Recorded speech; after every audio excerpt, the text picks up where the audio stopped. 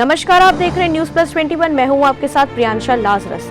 प्रदेश के महाविद्यालयों में विगत कई वर्षों से अतिथि व्याख्याता काम कर रहे हैं। महाविद्यालयों में पदस्थ होकर अपने सभी दायित्वों का निर्वहन कर रहे हैं, किंतु विगत 11 वर्षों से हमारी कोई भी सरकार नहीं सुन रही है। 2018 में हुए विधानसभा चुनाव के कांग्रेस के घोषणा पत्र में हमने अपनी मांगों की ऊर्जा की एक लहर देखी तो हमें लगा कि हमारे वादे इस सरकार में पूरे हो जाएंगे, किंतु अब तक हमारी मांगे तिजोरी में बंद ही है।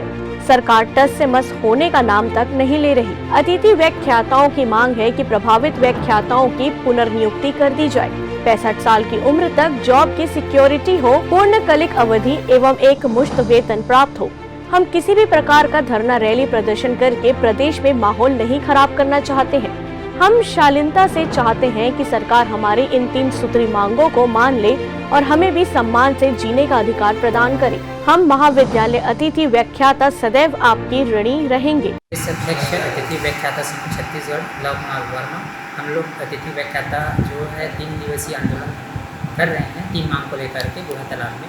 तो ये हमारा जो पहला मांग है, प्रभावित अतिथि व्याख्याता का पुनर्नियुक्ति होना चाहिए, और जो सेकंड जो मांग है, एक मुफ्त मासिक वेतन के साथ हमको स्थायी जॉब 65% होना चाहिए। यही मांग को लेकर हम लोग जो है बूढ़ा तालाब में आंदोलन कर प्रदर्शन कर। अगर आपकी मांगें नहीं मानी गई तो क्या करें?